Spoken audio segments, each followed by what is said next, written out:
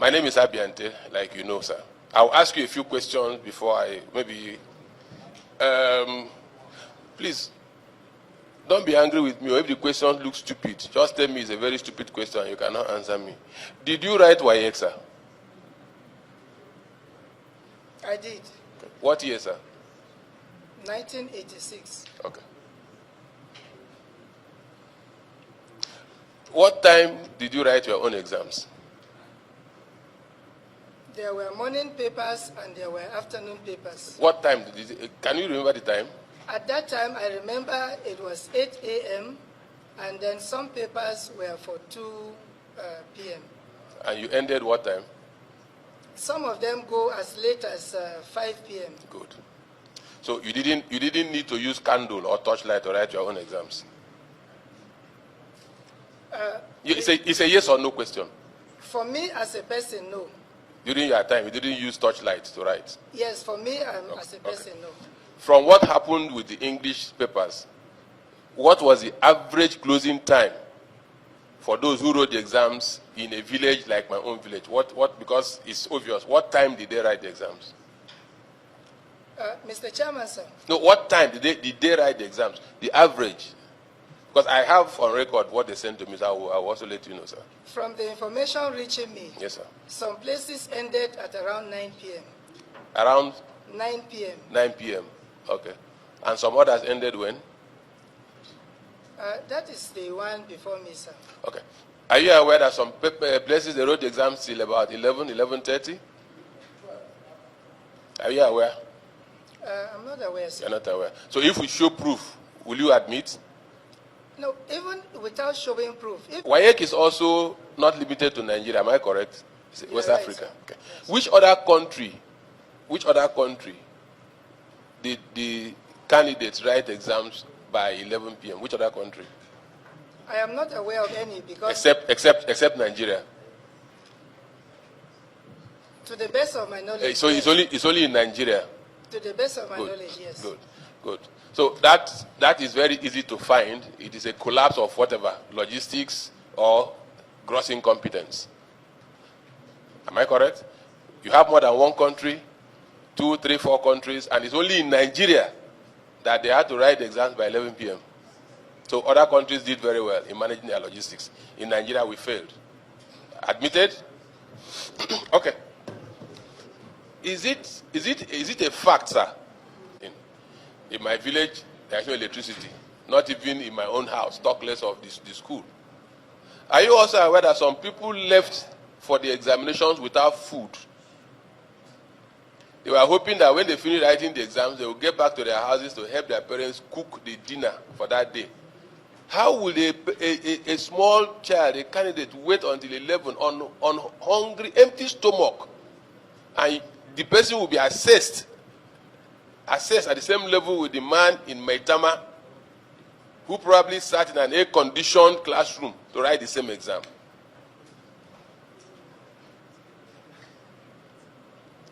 Have we been fair to each other? So, what aspect of logistics failed? That's what we have come to. What logistics failed? You suspected that the exams were compromised. You had to make a way out.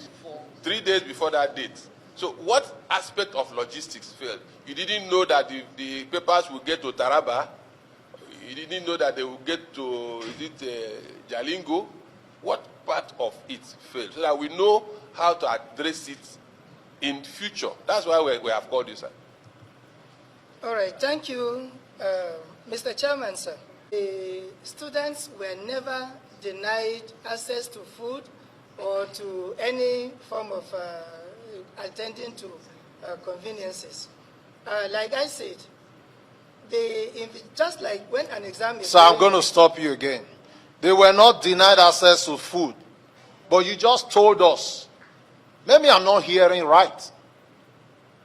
You just told us anytime it happens,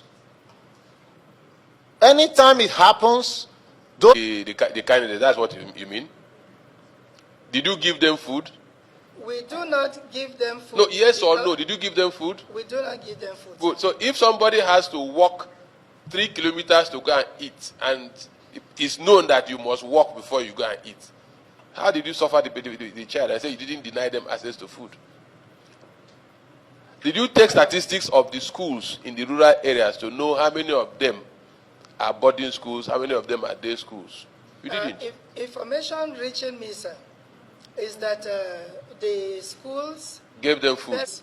But let me state here that our processes take care of situations like this, because we have instances when there are natural disasters, when the exam is going on. Now, what the examiner is told to do, and once we know those centers, we give it to the examiners, and when they mark, they make such observations known to us, and that factor, that point, is considered in the overall grading. So, like I have said, there are many. So, what you are telling us now is, sorry, sir, to observe that, and it is maybe you make it up, you dash them marks. That's what you are trying to say. No. Sorry.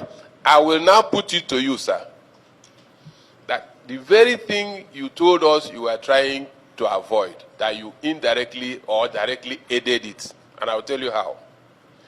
You suspected that there was a leakage in the questions. No. You suspected that there was leakage. And to make sure that that is not true, you had to change the questions. Good. You allow some people write by 3 o'clock. Some people wrote, you said it didn't affect everybody, correct? Good. And you kept my brothers, you kept my sisters, you kept my cousins in the village, and allowed me to write the exam here in Maitama or here in Abuja. I finished by 5 o'clock. And my sister calls me and says, we have not started. I say, oh, you have not started? Okay, question number 1. This is what they asked. Question number 2. This is what they asked. In this era of internet and phone. So that thing that you said you are trying to avoid, you indirectly aided it. Because between that 5 o'clock and 9 p.m. that they had to write the exams, of course, They have to start by 9. so they're telling me 12, 10. Between that period, head of WAECSA, people around the rural areas that are affected should have had adequate knowledge of the questions that you asked. Madam, it's like you wanted to answer. No, you are shaking your head. No. She wanted to answer. Let the head of who is willing to answer, please, sir. Please. It is renewed biannually, and such infractions and actions and inactions are clearly spelled there, and the way to proceed with such infractions when they arise. Now, concerning the procedure, we have a well-articulated procedure in dealing with compromise if they arise. That document, for the sake and the purpose of allowing us to keep our procedures so that people will not abuse it, we have a document that is detailed and robust. If it is the pleasure of the committee, I can discuss that with the chairman, because we do not want that procedure to go public. Chairman, the registrar is saying to this committee. Okay, go ahead. Nationally, it was a credible exam.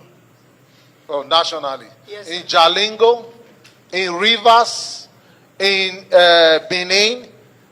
So everyone written under that condition was a credible exam. You see, that's why I said national. There are pockets of places that had challenges. Okay, those pockets of places, were those exams credible? Yes or no? Substandard. You are redefining my question. I prefer to use the word credible. DPT examinations in 2026. I would want to appeal that everything should be taken into perspective before you claim capacity. The capacity that you tend to have is like my brother now asking you to go and deliver a parcel in Brass. You're a very good driver. You have a very good car. But there's no bridge that will help you get to Brass. You cannot tell us you have that capacity.